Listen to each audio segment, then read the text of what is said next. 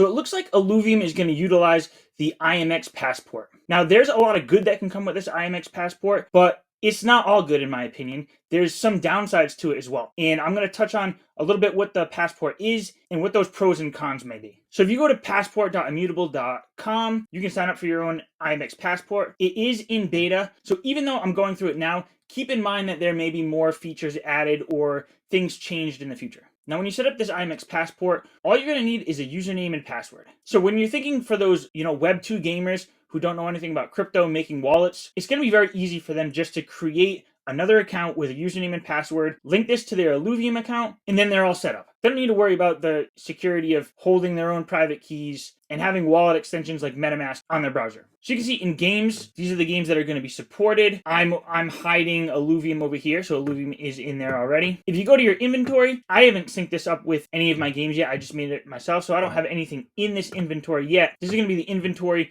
for the NFTs that are in your wallet.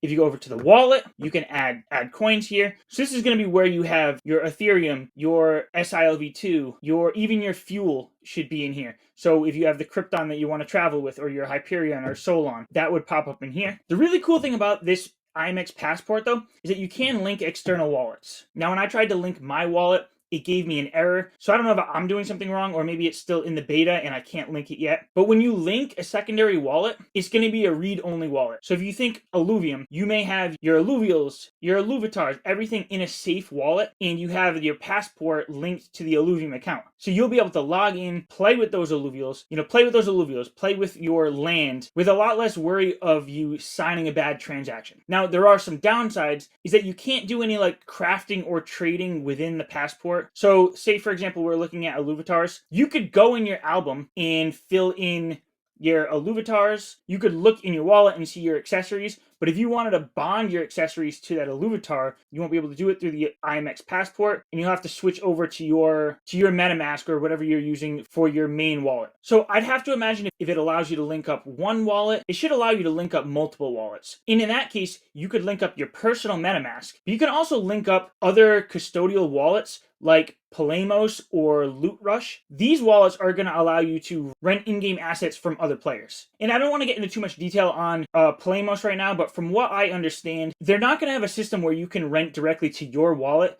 You'd have to create your own Polemos wallet and then rent to that Polemos wallet. So for most, it wouldn't make sense if you had to transfer all your assets into a Polemos wallet just so you can rent things. But with the passport, you could be using the passport linked to the game, your personal wallet, and then a Polemos wallet where you can rent alluvials or other in-game assets. So far, those are, the good things about this passport. One of the downsides I see is when you think about lending and renting, those are actually two different things. So if you're doing the system with Polemos, or like I said, Loot Rush, where you can rent items, that works fine. You'll pay a little fee, rent a Ramfire, you'll be able to play with that Ramfire through your IMX Passport in the game. But when it comes to lending, I see some problems with that. So for lending, I think of, the old word that they used to use, scholarships, where you would lend your in-game assets to somebody. In Illuvium's case, you'd be doing this with the Illuvium land. So you'd lend that land to, a scholar. They would play it and you would split the returns. And here's where the problem lies with that. So if you want to set up a scholar, what you're going to have to do is make another IMX Passport account, link the wallet that has the assets or the NFTs that you want them to play with. So maybe you have another wallet with just a plot of land on it. Now you can give them the login information to the IMX Passport and they can go and play with that land. But where the problem lies is that anything that's earned from playing that land is going to come back to the IMX Passport wallet and not to the secondary linked wallet. So now you're lending out your land to somebody. Say you have an agreement to split the profit 50-50. If that fuel is coming out into the IMX Passport wallet, then that scholar is going to be free to take whatever they want. There's going to be a lot more trust involved, and in my opinion, it would be too much trust to really use this system anymore. So, this scholar that you might have won't be able to take your NFT land, but they'll be able to take the blueprints that they earned on it, all of the fuel, and you won't be in control of making that split yourself. Now, I've talked about other ways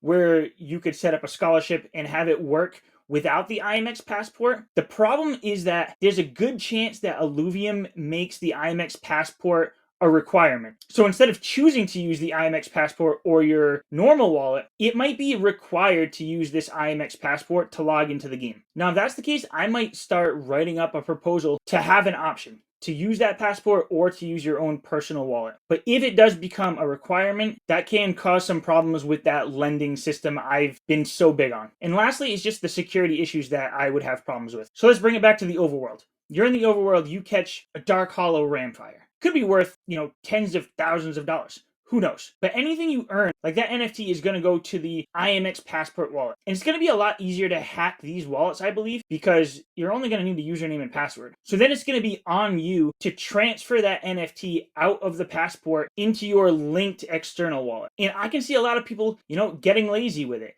They're accumulating all of this value in the IMX Passport. They click on the wrong link and they don't have, a ledger or anything that needs to be signed, and they could lose their assets pretty quickly. So I'm going to be one of those people where every play session I have, I'm going to be going into that passport and moving everything into my external wallet. But I guess to end on a good note, when we're looking at this mass adoption idea and we want to get players outside of the crypto space, all these Web2 gamers to come to Illuvium, I think the passport is going to be great. Either way, I think it's great. I just hope that we have the option to use it or not to use it for us people who have already been in this space and know how to work with these crypto wallets. But I want to know your thoughts on this. Should the passport, the IMX Passport, be a requirement? Should it be an option? And are you excited about these features? Because I do think it's pretty cool that you can link up external wallets even if they're just read-only. That's it for this video. Thanks for watching, and I'll catch you in the next one.